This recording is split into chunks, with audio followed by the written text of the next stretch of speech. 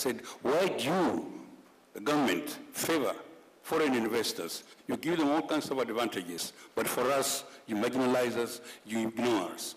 That one sounds like a legitimate concern, but when you look at the nature, the kind of investments we're looking at, say, especially infrastructure, is absolutely enormous in terms of capital required. So the tendency is always to look at foreign investor more favorably, splashing all kinds of incentives and favors. But this is basically to encourage more capital in to develop infrastructure and where the indigenous capitalists cannot survive. But it's not that we underestimate our own capacity. It's just that sometimes it's not there. Okay. Hello, good afternoon. My name is Agatha Eaton Scramer. I'm in media, so I'm just here observing. And I'm just going to go back to this gentleman. He's just raised a point or made a statement on corruption. I really, really do hope that Africa kind of moves away from that, because Professor Maggie addressed that earlier. And in turn, within that statement, I would like to ask Mr. Zain's experience. What has been your experience? What have you found in Africa? Is it as corrupt as everyone's claiming it to be, or did you find it refreshing and the people inviting, and has it been easy for you to do business in Africa? Can I just say, it's a very common mistake to talk of Africa as it's one country. We're talking about Uganda here, and it's 53, maybe 54 countries soon. Each country has a different degree of corruption. There's corruption here. So let's, you can go, as I said, there's probably a lot more corruption in some places than others, but here let's try and focus on your experience in Uganda. Sure. I mean, I take a very dim view. I mean, I'm not as I don't think that corruption has been the issue for Africa's lack of development. You have places like China, Russia, Southeast Asia, Taiwan, that have been corrupt since the day they got independence and have been corrupt. Russia is more corrupt than Nigeria. Yeah. So I think that it's something that a lot of Western counterparts, they throw in and say corruption. The reality is that I think there's been a lot of issue in the type of capital that's gone into Africa, which is why it's where it is today. Over $1 trillion has been spent in Africa since World War II from Western development institutions like the IFC, World Bank, and they have all got nowhere, if we have to be really brutally honest. Even democracy, which is what Western governments often ask for in Africa, and you didn't have democracy in Singapore, you didn't have democracy in China. So even the type of government is not that most important, as long as you have an element of stability, and as long as you have commercial capital to drive entrepreneurs forward. I think what the problem in Africa has been, in my view, this is just my personal observation, is that you have had people being businesses that are run on concessionary capital, and once that's taken away, these businesses cannot operate in the world market. And if you want a recent example of that, you only have to look in Uganda at PEPFAR, where as a result of fiscal restraints in the United States, President Obama, he obviously restricted funding to PEPFAR, and PEPFAR, obviously, to people who don't know what it does, it provides AIDS, drugs, and it provides medication to Ugandans suffering from AIDS. They have now stopped all new cases of funding for AIDS in Uganda, which is effectively a death sentence. And I think those are much bigger issues than corruption, where, to be honest, and I mean, I'm just looking from a purely economic stake, not that I've ever seen or dealt, and I want to make that very clear, but if your 10% or 15% of your project is down to bribing somebody or giving money away, that still does not affect your overall return, because the returns in Africa are quite extraordinary. So that's not why people stop doing businesses in Africa. And you only have to look at the Middle East for that. You can see what's happening in Saudi, in Iraq, in Pakistan, in India, but money keeps going, China. So I think it's just, it's probably not the right argument. That's all I'm trying to make.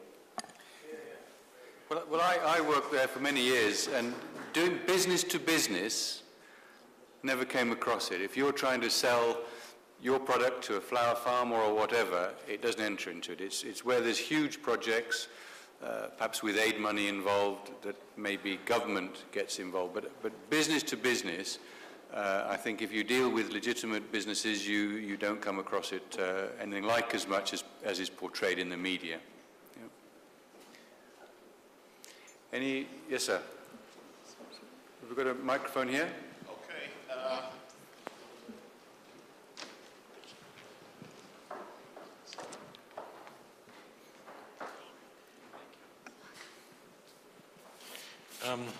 Once again, Haider Kaki, ITC. It's kind of a repeat question what the lady asked. You quoted in your statement or speech, which was delivered excellent, Liberia, Ghana, and some other country as well, including Uganda. In your experience, for the small entrepreneur, as you rightly said, below 15 million, do you think, with the policies declared by the panel earlier, the policies, are they conducive for business, future growth, and are there any red tapes in your opinion? To be honest, it's in my experience, I found government fully supportive of the efforts that we've been trying to do. I think when you look at Uganda as a specific example, what people don't effectively realize to a large degree is that, yes, there's been a lot of issues in the past, and we all know about the whole Idi Amin, which still has a very big hold on a lot of sophisticated investors in Europe, and particularly the United States. When you mention Uganda, they think of the movie. And what they don't realize is that it's got a very educated population, a growing population, that the governments have really focused on that. And so from our perspective, we've had no issues in terms of running into red tape bureaucracy. In Ghana, for example, when we were building our medical facility, you'd see that 1 in 3 nurses that were being produced in Ghana were leaving the country, because not just because of low wages, which is obviously a concern, but also there's no way to practice. So it's you know, if you take into account the bigger picture, right? If you look at the US and you look at the UK and developed economies, 60 to 70% of their GDP is in fact small, medium enterprises. They are the driver of growth, they're the driver of innovation. These are the businesses that take the economy to the next level. In Africa, that percentage is under 10%. So you realize also that governments now are seeing that the best way effectively to stay in power and the best way to win the electorate forward is creating jobs, is driving forward investment. And we have always been at the right end of government trying to get us in as opposed to creating barriers. And I have to also state that the businesses we've invested in, which have been mostly consumer retail healthcare, they haven't been in the more sensitive areas like oil and gas mining, which has a lot more government interference. So I think that's just important to note, which is why my experience may not be as relevant, if you will, as somebody like Tullow or Heritage, which deal with the government on an almost daily, if not weekly basis.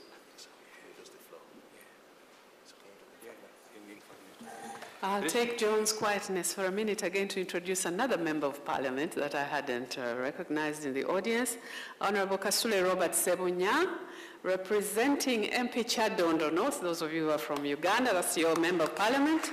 He's also the vice chair of the Committee of Finance and Planning and Economic Development in parliament. Just following on from Zane's point about entrepreneurs in Africa, for many, many years, many people have been sort of thought of the government as their mother and father, and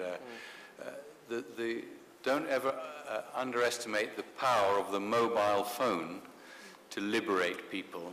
You see a guy with a telephone number on a tree, he does pest control or something, that mobile phone now is his office. He doesn't need anywhere to go and sit, he sits under the tree and that's his office. The mama who grows tomatoes in the village, that's her way of knowing where she can get a better price. The fisherman off the coast. The mobile phone has the ability to liberate the entrepreneurial spirit that exists within the heart of many, many African people. It's just a question of opportunity often, and this is a very liberating new development for many African people. Mr. Chairman, with your permission, Mr. Chairman, as a minister in charge of mobiles or regulator of mobiles, not only are they useful in terms of entrepreneurs, but the liberalization, democratic processes, especially with the phone news, the radio, live programs, they have been really tough on the government. They asked difficult questions, and they must be answered. So I would say mobile phones have been very, very useful in our democratization process. But Mr. Chairman, also let me take this opportunity to make a comment regarding matter of so-called state-sponsored corruption. There is no such a thing. It might look like the government is tolerating corruption, but it's not state-sponsored. And the government, especially in Uganda, has put 2 measures in place to combat or to inhibit any growth of corruption. One, in Parliament, there's a parliamentary committee. I think my honorable colleague belongs to it. It's an oversight committee. And if there's one committee we members of cabinet fear most in Parliament, it's that one. If you are summoned before that committee, it's like a surgical measure. It's most difficult. Parliamentary committee on accounts. 2, Mr. Chairman, we also have an ombudsman. It's not just for corruption, but they also check on appointments. I'll give you an example, although it's not yet public. The other day, I appointed a number of senior officers in my ministry. And the ombudsman, the IGG, questioned me before I left for London. He said, did you follow every step in the appointment of senior persons in your ministry at a certain level? I had answered him before I left.